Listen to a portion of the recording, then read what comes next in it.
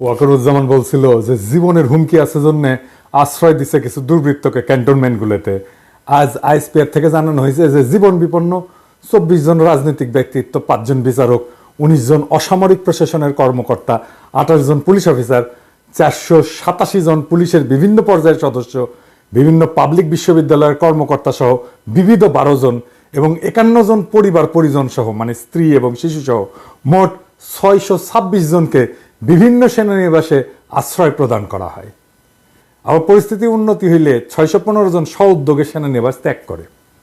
আবার ওই বিজ্ঞপ্তিতে বলা আছে যে আশ্রয় প্রদানকৃত ব্যক্তিদের মধ্যে এখন পর্যন্ত 4 জনের বিরুদ্ধে অভিযোগ অথবা মামলার ভিত্তিতে যথাযথ আইনি প্রক্রিয়া অনুসরণ করে আইন শৃঙ্খলা বাহিনীর কাছে হস্তান্তর করা হয়েছে। আমি সবার কথা বাদ দিলাম, 4 জনের বিরুদ্ধে তো অভিযোগ আছে, তাই না? বাংলাদেশ দণ্ডবিধির 1860-এর অপরাধীকে আশ্রয় দেওয়া সংক্রান্ত ধারা 212-তে স্পষ্ট করে লেখা আছে, কখনো কোনো অপরাধ সংঘটিত হইলে এরূপ কোনো ব্যক্তিকে আইনানুগ শাস্তি হইতে লুকাইবার অভিপ্রায়ে আশ্রয় দান করে বা লুকাইয়া যে রাখে, যাহাকে অপরাধী বলে জানে বা অপরাধকারী বলিয়া বিশ্বাস করিবার কারণ থাকে, তার মানে সেনাবাহিনী অপরাধীকে আশ্রয় দিছে। 626 জনকে প্রাণ রক্ষার জন্য আশ্রয় দিছে, কথাটা ভুল। যে 4 জন অপরাধীকে লুকায় রাখছিল তাদের তো আইনানুগ শাস্তি থেকে বাঁচানোর জন্য লুকায় রাখছিল সংজ্ঞা অনুসারে। এটা পরিষ্কার ফৌজদারি অপরাধ। সেনাবাহিনীকে পুরা তালিকা দিতে হবে কে কে আশ্রয় নিছিল। এই যে সেনাবাহিনী আশ্রয় দিছে, এটা কি পাবলিক মানিতে আশ্রয় দিছে? তো জনগণের টাকায় আশ্রয় দিছে, তো নিজের ওয়াকারের পকেটের টাকায় তো আশ্রয় দেয়নি, তাই না?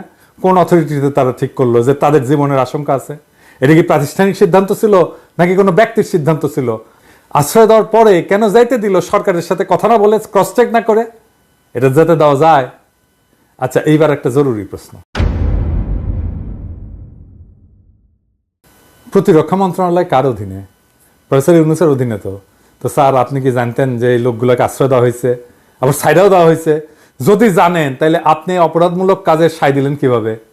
এই দায় তো সেনাবাহিনীর না, এই দায় তো আপনার একার নিজের। আর যদি জানা না থাকেন তাহলে আপনাকে না জানায় সিদ্ধান্ত নেয় কিভাবে সেনাবাহিনী? তার মানে রাষ্ট্রের একটা শক্তিশালী ইনস্টিটিউটের উপরে আপনার কোনো নিয়ন্ত্রণ নাই। ক্ষমতা বুঝেন স্যার? ক্ষমতা, হ্যাঁ, ক্ষমতা কারে কয়? ক্ষমতা হচ্ছে অ্যাবসলিউট, প্রেগন্যান্সির মতো কিন্তু। হ্যাঁ, হাফ প্রেগন্যান্ট বলে কোনো কথা নাই, তাই আংশিক ক্ষমতা বলে কোনো কথা নাই। আপনার যদি সেনাবাহিনীর উপরে কোনো নিয়ন্ত্রণ না থাকে তাহলে আপনার কোনো ক্ষমতা নাই। আপনাকে না জানায় যদি করে থাকে তাহলে যারা অপরাধমূলক কাজটা করছে তাদের বরখাস্ত করেন, এই মাত্র। আপনার ক্ষমতা যে হাফ প্রেগন্যান্সি না এটা প্রমাণ করার এটাই মোক্ষম সময়। কি করবে? আপনারা ধরবে, মারবে? কিচ্ছু হবে না, আমি লিখে দিতে পারি। আপনার কেশাগ্র স্পর্শ করার ক্ষমতা নাই। আর যদি এটা না করেন তাহলে দুর্নীতিগ্রস্ত নিপীড়নের সহযোগী বা নিপীড়ক অপরাধীদের নিরাপদে রাখার এবং চলে যাওয়ার ব্যবস্থা করে দেওয়ার দায় আপনার, একান্তই আপনার। আপনাকে আমি বলছিলাম যে উপদেষ্টা পরিষদ বিপ্লবের মর্মকে ধারণ করে না। আসেন একটা এক্সাম্পল দিই। দেখেন, আপনার পাওয়ারফুল উপদেষ্টা আসিফ নজরুলের ঘরে শোভা পাচ্ছে শেখ মুজিবের ছবি। হ্যাঁ, যে শেখ মুজিবের স্ট্যাচু ভাঙা হইলো সারা বাংলাদেশ জুড়ে, এমনকি ক্যান্টনমেন্টের মধ্যেও ভাঙা হইলো, তাই না? সেনারাই ভাঙছে, শেখ মুজিবের ছবি নামায় ফেলছে সেনারাই, সৈনিকেরাই। আসিফ নজরুল বলতে পারে যে সংবিধান অনুসারে সে জাতির পিতা, তাহলে মুজিবের মূর্তি যারা ভাঙছে তারা সব অপরাধী সংবিধান অনুসারে। আপনি নিজে অবৈধ, কারণ তত্ত্বাবধায়ক সরকার বলে কিছু সংবিধানে নাই। আরো শুনবেন, হাসিনাটা আইন বানায় গেছে 2009-এ, আইনটার নাম হচ্ছে জাতির পিতার পরিবার সদস্যদের নিরাপত্তা আইন 2009। তো এই আইনে বলা আছে যে জাতির পিতার পরিবারের সদস্য মানে শেখ মুজিবের, মানে ওই যে সোহরাওয়ার্দীর বডিগার্ডের জীবিত 2 কন্যা শেখ হাসিনা, শেখ রেহানা এবং তাদের সন্তানাদিদের বোঝাবে। এবং 3 নম্বর ধারায় বলা আছে, এই আইনকে প্রাধান্য দিয়ে বলা আছে আপাতত জারি আছে এমন অন্য আইন যাই থাকুক না কেন এই আইন কার্যকর হবে। এবং এই আইন অনুসারে ভিআইপির জন্য যেরকম নিরাপত্তা ব্যবস্থা আছে সেরকম নিরাপত্তা সরকার জাতির পিতার পরিবার সদস্যদেরকে আজীবন সর্বস্থানে প্রদান করবে।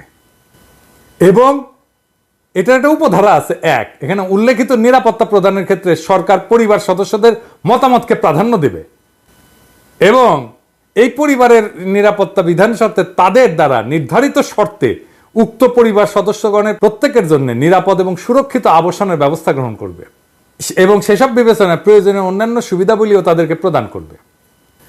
তার মানে আপনি যে সংবিধান মেনে হাসিনাকে সুরক্ষা দিতে বাধ্য, জয় আসলেও সুরক্ষা দিতে বাধ্য। এই জন্যই জয় বলে যে সে দেশে আসবে, হাসিনা বলে সে দেশে আসবে। এই যে কনফ্লিক্ট, এটাকে আপনাকে রিজলভ করতে হবে। আপনাকে সংবিধানের পথে হাঁটতে যারা প্ররোচিত, প্রলুব্ধ এবং বাধ্য করছে, তারা আপনাকে এই কনফ্লিক্টের মধ্যে রেখে দিছে। এবং এই কনফ্লিক্ট আপনি যদি রিজলভ না করেন, তাহলে বিপ্লব অসম্পূর্ণ। মনে রাখবেন, বিপ্লব সংবিধানের চাইতে বড়, জনতা সংবিধানের চাইতে বড়। সেই জনতা আপনাকে অভিষিক্ত করছে, আপনি সংবিধানের চাইতে বড়। আপনি যা করবেন সেটাই আইন। এবং আপনাকে যারা সংবিধান মানতে বাধ্য করছে, প্রলুব্ধ করছে, প্ররোচিত করছে, তারা দেশের জনগণের সার্বভৌম আকাঙ্ক্ষার বিরুদ্ধে কাজ করছে।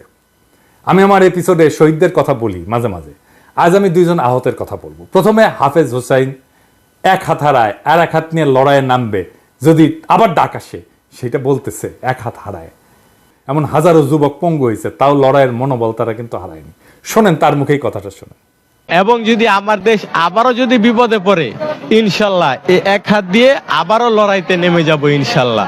আমার দেশের জনগণ এবং আমার দেশের আমি নিজে ভালোবাসি, আমার দেশের আমি ভালোবাসি, এবং আমার দেশের যে মানুষ, আমি দেশের মানুষরেও অনেক ভালোবাসি।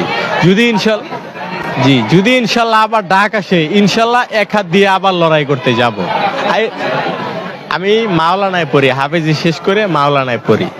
আমি হাফেজি শেষ করে মাওলানায় পড়াশোনা করি। এখন আর একজন মাদ্রাসা ছাত্রের কথা। সে বলছে যে আন্দোলনে আমরা সফল হয়েছি, কিন্তু আমার জীবন বিপর্যস্ত হয়ে গেছে। এখন অন্যের সাহায্য ছাড়া চলতে পারি না। গুলি লেগে এক চোখ পুরোপুরি নষ্ট হয়ে গেছে। ডাক্তার বলছে অস্ত্রোপচার করলে আর এক চোখ ভালো হইতেও পারে। কখন দিন কখন রাত কিছুই বুঝি না। মা বাবাকেও দেখি না কতদিন। জীবনে এর চেয়ে বড় কষ্ট আর কি হতে পারে। এই মাদ্রাসা ছাত্র আজিজুল হক ব্রাহ্মণবাড়িয়ার বাঞ্ছারামপুর উপজেলার তেজখালী ইউনিয়নের বাহেরসর গ্রামের কৃষক কামাল মিয়ার ছেলে। আজিজুল নরসিংদী সদর উপজেলার মাধবদী এলাকার পৌনাপুর ইসলামে ফাজিল মাদ্রাসার এইচএসসি দ্বিতীয় বর্ষের শিক্ষার্থী। পড়াশোনার পাশাপাশি তিনি একটা টেক্সটাইল মিলে চাকরি করতেন। তার এই আয়ে চলত পড়াশোনা আর সংসার। গত 18 জুলাই মাধবদী এলাকায় বৈষম্য বিরোধী ছাত্র আন্দোলনে গিয়ে গুলিবিদ্ধ হন। এরপর থেকে তার জীবন যেন থমকে গেছে। আজিজুল বলেন, কি যে দুর্বিষহ কষ্টে দিন যাচ্ছে তা কাউকে বোঝাতে পারবো না। আমার চোখের আলোর সঙ্গে সংসারের আলোও নিভে যাচ্ছে। আমার দুই চোখের দৃষ্টিশক্তি হারালে সংসার কিভাবে চলবে, এই চিন্তায় ঘুম আসে না। সেদিনের ঘটনা বর্ণনায় তিনি বলেন, পুলিশ ইচ্ছা করেই আমাদের উপর নির্বিচারে গুলি চালিয়েছিল। আমার মাথা এবং মুখের বিভিন্ন অংশে গুলি লাগে।